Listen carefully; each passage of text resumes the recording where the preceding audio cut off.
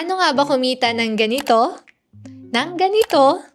at ng ganito kahit na student ka pa lang? Yes, learners, you heard it right. Pwede to sa mga students, may full-time job, or kahit nasa bahay ka lang na naghahanap ng extra income. So today nga, meron akong isi-share sa inyo na 2 ways kung paano kayo pwedeng kumita online. And stay tuned lang kasi yung number 2 talaga yung exciting dito.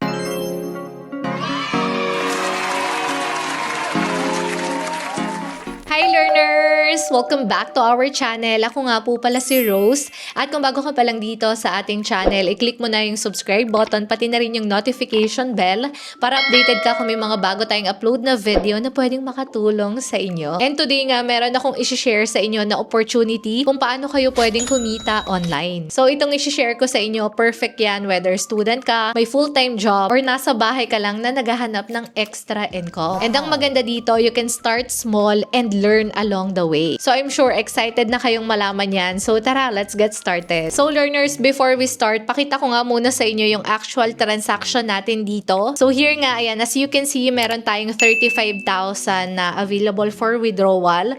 So ayan, hindi yan screenshot. So kung makikita nyo, ito yung sales and earnings na natanggap natin through this platform. Pero syempre dito learners, iba-iba yung results ng bawat tao. So wag nyo nga po itong i-take as guaranteed earnings kasi lahat po nang i-share ko sa inyo ngayon is based on my own personal experience. So now nga learners, pakita ko na nga sa inyo kung paano ko nakuha yan and i-share ko nga rin sa inyo yung 2 ways to earn using this platform. So for this process and tutorial nga learners, ang gagamitin po natin is itong si Rocket PH. So Miss Rose, ano ba yung si Rocket PH? Paano siya gagamitin? And paano kami makakapagsimula dyan? So si Rocket PH nga learners is a platform for Filipino creators wherein pwede tayo ditong mag-create ng sarili nating online store and sell our digital products. So dito nga kung gusto mong magkaroon ng sarili mong place online wherein you can showcase and sell your digital products, pwede kang mag-create ng sarili mong Rocket PH store. So teka lang Miss Rose, ano ba yung digital product? So learners, to simply explain that, yung mga digital products nga po, ayan yung mga product na walang physical form. So ibig sabihin, hindi nyo yan nahahawakan, hindi nyo kailangan ng inventory dyan, hindi nyo kailangan i-ship yan kasi pwede yung i-access and i-download online anytime. So ang best example dyan is yung mga e-books, yung planners, yung mga budgeting templates, yung mga printable files, and yung mga Canva templates. So actually marami pang example ng digital products. So basta anything na pwede mong mabili online and ma-download mo instantly, ayan yung mga tinatawag na digital products. So now going back to start the process, punta nga po tayo sa kanilang official website which is itong rocket.ph. And then after that, ayan, pwede nga po tayong mag-register dito using our Google, email, or via LinkedIn. And then dito, once we have an account, isi-set up nga lang po natin yung profile natin. And to guide you step by step with the whole process, meron nga po tayong ginawang separate video tutorial. So pwede nyo nga pong panoorin yung full tutorial na ginawa natin. So ilalagay ko na nga lang din yung video link niyan dyan sa ating description below. So now, once na meron na tayong account,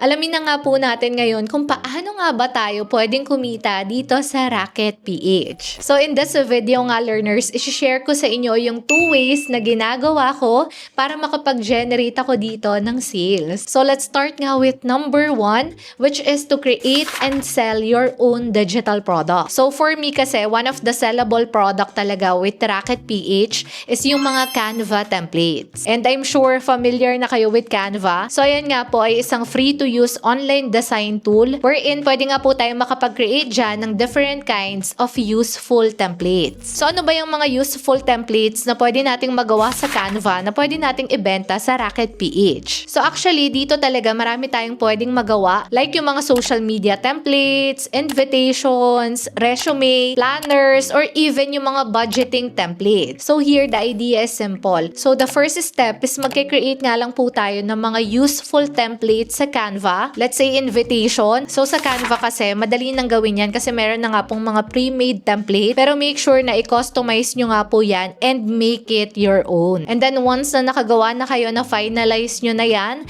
ililist na nga po natin yan dito sa Racket PH. And once na na-list na yan sa store natin, ipopromote na nga po natin yan sa target audience natin. And isa rin talaga sa mga nagustuhan ko dito is that sa paggawa ng Canva template, hawak mo talaga yung oras mo. So pwede mo ngayon gawin anytime, and kahit sa cellphone lang, using your mobile phones, makakagawa ka ng sarili mong Canva template. So talagang perfect yan sa mga student or kahit meron kang full-time work. And ayun nga, so once na natapos mo na yung product mo, pwede mo na yung i-list sa store mo and i-offer dun sa target audience mo. So to give you an actual example, ayan, meron nga po tayo ditong kids tracing template na ginawa ko nga po yan sa Canva. So here, isang beses ko nga lang po yan ginawa and binenta ko yan for 100 pesos, and so far meron na yung 89 sold and nakapag-generate na siya ng 8,700 pesos based on my sales. So now naman, if you're thinking, Miss Rose, paano yan? Hindi naman ako creative. Hindi ako marunong gumawa ng digital product from scratch. Paano yung gagawin ko? Well, learners, don't worry kasi dito na nga papasok yung second way na pwede natin gawin to earn here with Racket PH. So the second way nga is to purchase a resellable digital product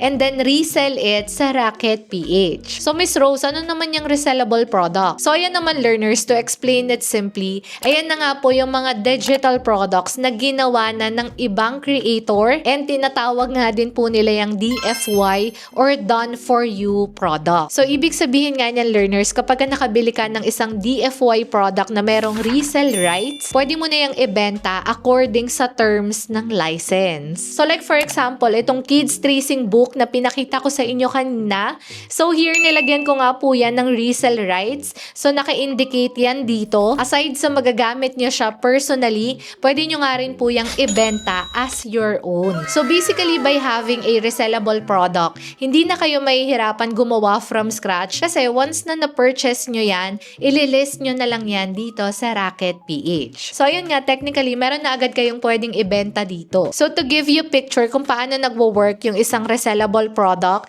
so let's say nabili nyo nga po to for 100 pesos and then nilist nyo nga po siya dito sa Racket PH with the same amount. So kapag ka nagkaroon ng sales yan, pwede mo na agad mabawi yung pinambili mo. And then yung succeeding sales, sa'yo na yan mapupunta. Pero dito, learners, take note lang din dun sa mga resell rights. So make sure na nabasa nyo muna yung license ng resellable product bago nyo yan i-resell. Kasi iba-iba rin po talaga yung binibigay na terms and rights ng isang creator dun sa product niya. So kaya mas maganda kung bibili kayo ng ganito, i-check nyo muna yung license. Now kung nalilito pa kayo kung ano ba yung mga resellable products na yan, paano ko yan gagamitin, paano yung mga license rights niyan. So learners, aside sa mga video tutorial sa YouTube channel natin, meron nga po tayong ginawang masterclass for Racket PH. So nandun nga po lahat from creating your account, from creating your first digital product, yung mga license terms, kung paano mag-navigate sa platform, and also kung paano nyo mamamarket yung product ninyo,